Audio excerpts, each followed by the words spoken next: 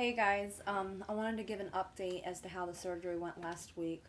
I'm in natural lighting right now, so if it gets dark, I apologize. As a recap, the situation that's been going on the past several weeks that I've been addressing in my videos is that it's not even a big deal, but I had some excess tissue over here that needed to be removed in order to better access underneath the bridges to keep them clean so we don't have any kind of problems down the road.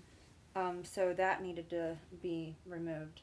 I had my appointment last Monday. It's now Sunday, so. And I call it surgery lightly because, technically it is a surgery anytime you're being cut, but, it's not like they were like digging in my body or anything like that. So, it went really, really well. I met with Dr. Martin, which is the dentist that I've been seeing in Gainesville, and I'm about 95% sure that his name is Dr. Denture, and he is an oral surgeon from South Florida. I'm so sorry if you are watching this video and I botched your name up. Really sorry. I'm so bad with names. Like, you could be like right in my face saying, my name is Susan. Susan. Susan. You could say it over and over again, and it's still going to take like a good 3 or 4 times before my mind focuses on that and puts it in the memory bank. So if I said that wrong, I'm really sorry. I got in the office and they noted that not only did tissue need to be removed from this area so that I could access the bridge better for cleanings, but that this implant on this side, I've shown you guys close-ups before, and you can kind of look back in some of my previous videos. That implant over there is visible, and some of you have sent me pictures of your implants and that, they're visible too. I don't know if it's always the same situation, but in my case, I don't have enough tissue covering that implant.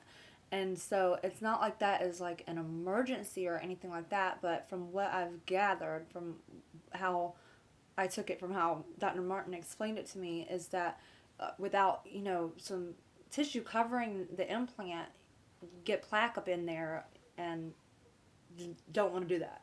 Does that make any sense? So I guess the tissue forms like a protective type of layer over that implant to keep everything kosher and keep weird stuff out of there. I don't know. That's all I got. That's as good as you're going to get. So that's what ended up having to happen. I got the shots and he did great. Dr. Denture, that is, the oral surgeon that they brought in. And it was very quick. He grafted, or he extracted. He removed the tissue over here and then took some of that tissue that was left over and did a little graft over here and just kind of stitched it in.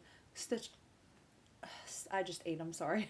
Stitched all of this up over here, and that was that. And I was numb for the whole thing. I didn't feel any of it. It was wonderful. After they did the surgery, or while they were actually performing the surgery, while he was doing that, Dr. Martin was modifying my bridge. So let me better explain how that works out, because he watched my video. Dr. Martin, hi if you're watching. I bet you are. He watched my last video where I mentioned that the tissue cannot touch the bridges. That is incorrect information, and I have no problem admitting that I was incorrect. Here's where my understanding came from. When you first get your bridges, you're like slobbing like a 2-year-old. It's saliva coming through, it's air coming through, you're making unnatural noises, it's really hard to talk, you feel your drink spilling through the bridge, and for those of you who have these bridges, you know exactly what I'm talking about. And it's so frustrating, and it's because that space is there. Well, to my understanding, because, over time it improved, so I'm thinking over time you just get used to it. You start to, the more you talk and practice, the more you adapt. That's not so much the case. Your gum tissue will kind of fill that area in. It'll fill it in a little bit, as long as it's not a huge gap. But a slight gap between the tissue, it'll fill that area in. And an ideal situation would not be what you have with dentures. When you have your dentures, let's just use the bottom, the lower denture for an example. The lower denture, this is your ridge, this is the denture. It hugs. It sits on it like that, around it. like a horseshoe. You don't want that set up when you have bridges.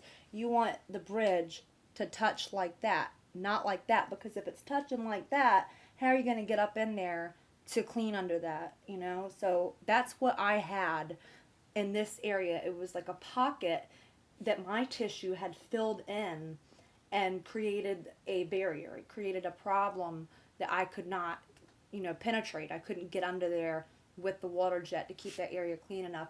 So what they did was they reduced that tissue and made it flat and made the bridge flat. They filled in all of those little crevices to where it's just a flat surface. It sets on top and my tissue does touch it, but it's a straight shot. They contoured it to my gums and everything is flat, and it's going to be so much easier keeping that area clean now.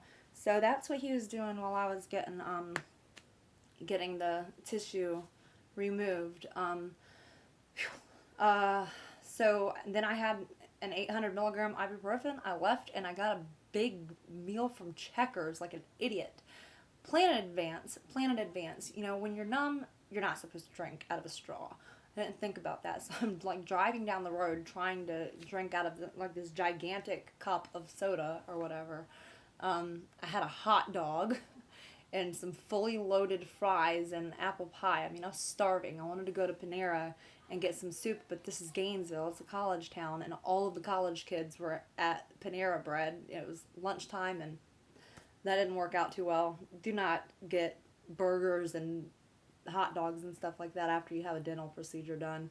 Plan in advance and avoid straws and try to get some soft like food, soup. It's your best bet. So anyways, I got home and the medicine had worn off, the anesthesia wore off, and I was like, man, like this really hurts. It hurt, it felt like a burning, like a piercing pain. It was not a dull ache. It felt like, and it was just in that area that the tissue was grafted. It wasn't over where they took this big hunk of tissue out. It was just that, the place where they grafted the tissue in, it was a very, very tiny piece of tissue. So that little area caused like a tremendous amount of pain. So I was on Percocet.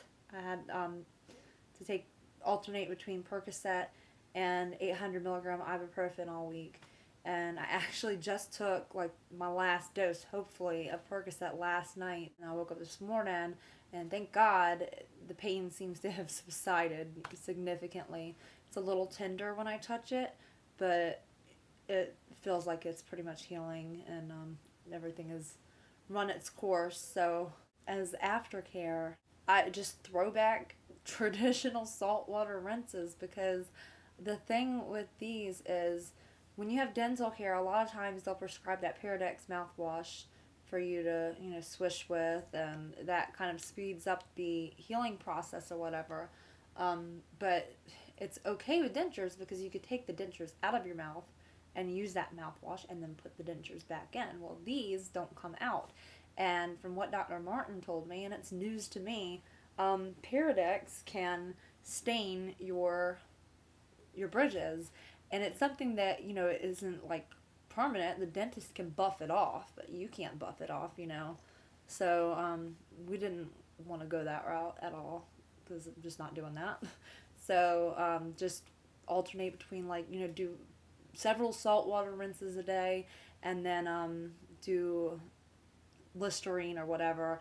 Keep the area clean, brush it, but don't brush your gums, obviously, because you have stitches in there.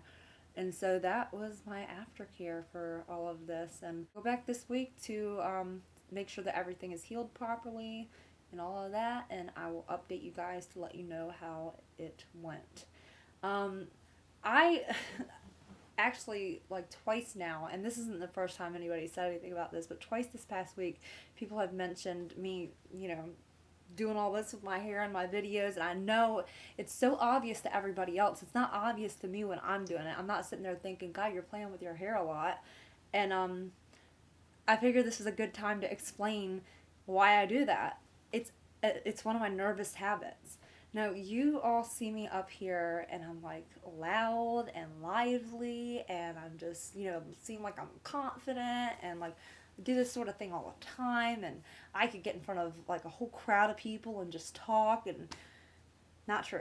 Not at all. I am actually not an extrovert at all. I'm an introvert.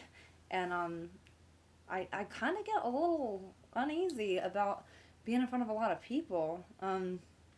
So as my subscribers start climbing, I'm like, oh, it's gonna be 6,000, and what if it gets up to 10,000? And I'm like breaking myself out. So whereas when I first started doing this, I could just sit down and start talking, look straight in the camera, get all up in there, show you all up in my mouth and everything like that.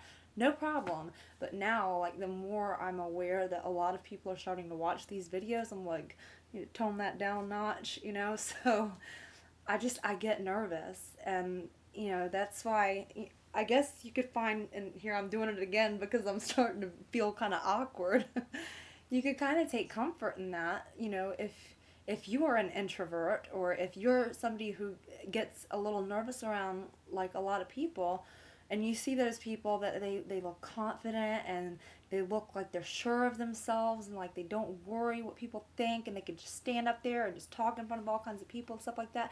You never know, they might actually struggle with that. I mean, I do, but I figure that the pros outweigh the cons because I've got a message to deliver and I'm very passionate about it. Obviously, I couldn't, have the momentum to continue doing it this long.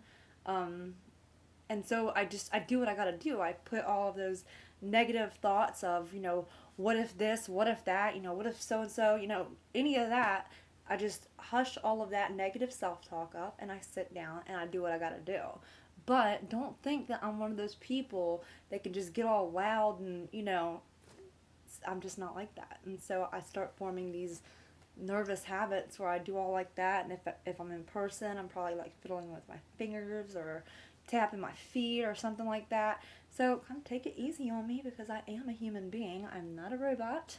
Um, I have my own little things, and this is one of them. I say a lot. I notice that every time I go to edit my videos, I notice that I say like after everything. So I'm not aware of it when I do that either. So y'all just gonna have to deal. I'm sorry.